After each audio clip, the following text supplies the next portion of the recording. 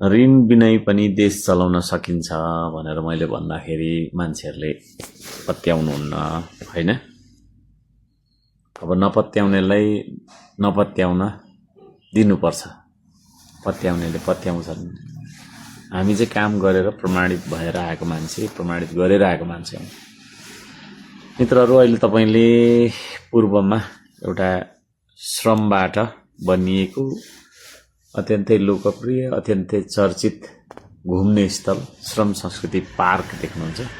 त्यो श्रम संस्कृति पार्क हामीले ढुङ्गा बोकी बनाएको हो। त्यो पार्क भन्ने बित्तिकै खाली हुन त त्यहाँ अब त्यो मानवीय संरचना हेर्न हामी जान्छौँ, जान चाहिँ, तर त्यो पार्क भनेको चाहिँ वास्तवमा बिरुवा हो है। त्यहाँ लगाइएका असंख्य, त्यो क्षेत्रमा श्रम संस्कृति क्षेत्रमा लगाएका असंख्य बिरुवाहरू नै हो खासमा। मेन फेज चाहिँ त्यो हो, मेन हैन, तपाईको चाहिँ नि पार्ट चाहिँ त्यो हो। तर मान्छेले त्यसलाई चाहिँ अब घुम्ने यसो उद्यान रमाइलो भन्ने खालको बुझिराख्नु भएको छ।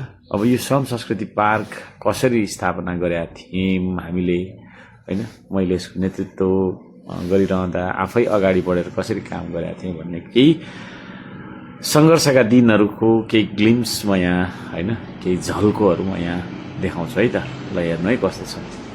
हाँसे यो देशसँगै हाँसौँला, रोए यो देशसँगै रोउँला। हाँसे यो देशसँगै हाँसौँला, रोए यो देशसँगै रोउँला। देश बिर्सिएकै पल बाँच्नु मैले नपर्यो, अर्को जुनी पाएँ भने यही माटोमा जन्म होस्, यही माटोमा जन्म होस्। हाँसे यो देशसँगै हाँसौँला, रोए यो देशसँगै।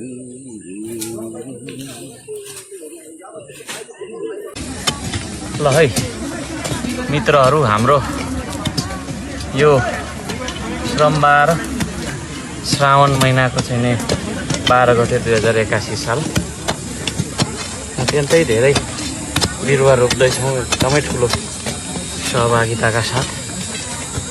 र तपाईहरुलाई पनि मेरो निम्तो छ, सबैजना धरानमा बस्नुहुनेहरू, अब यहाँनिर धरान बाहिरकाहरू पनि आएर आज सघाइराख्नु भएको छ। भएको कारणले धरान बाहिरकाहरूले विशेष गरी हामीलाई यत्रो सहयोग गरिरहँदा धरानभित्रकाहरू चाहिँ हामी बसिरहनु हुँदैन, त्यो भन्न चाहन्छु। र सबैजनालाई यो हाम्रो जलाधार क्षेत्रमा पानी बचाउनका लागि अब जस्तै यो रुख हो हैन, त्यो रुखको बिरुवाहरू त्यो वनमारालाई साइड लगाएर हामीले रोप्नुपर्ने हुन्छ।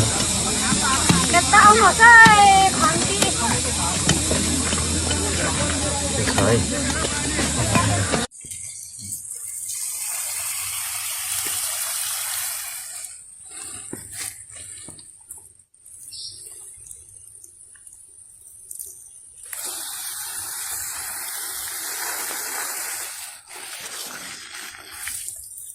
दुःख नगरी सुख मिल्दैन है, नेपाली बाजेबोजू बहिनीहरू, दुःख नगरी सुख मिल्दैन। मेरो त यस्तो छ है काम गरेको धरान उपमहानगरपालिकामा यो ठाउँको काम गराइछ, नगरी नहुने त्यस्तो छ है।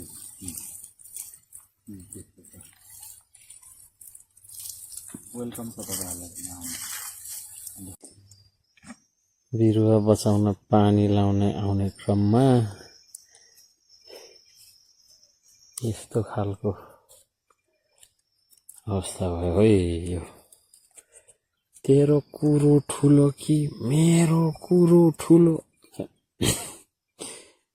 खै कसको कुरो ठुलो हो म चाहिँ यस्तो मात्रै जान्छु है के हो मैले जानेको चाहिँ यस्तै कुरो मात्रै हो अरूको कुरो आउँदैन मलाई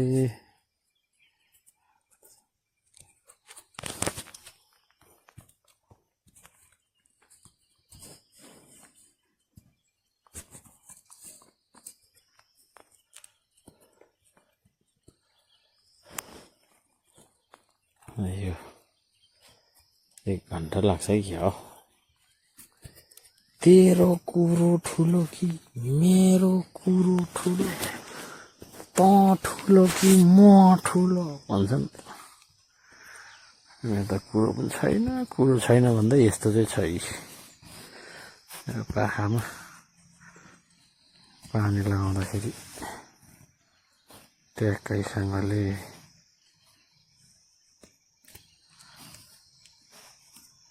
ट्याक्कैसँगले हुन्छ है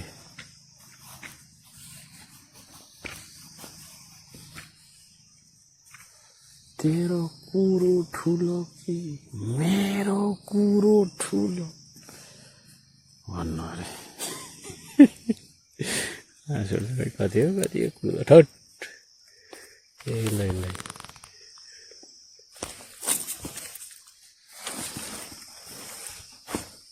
ल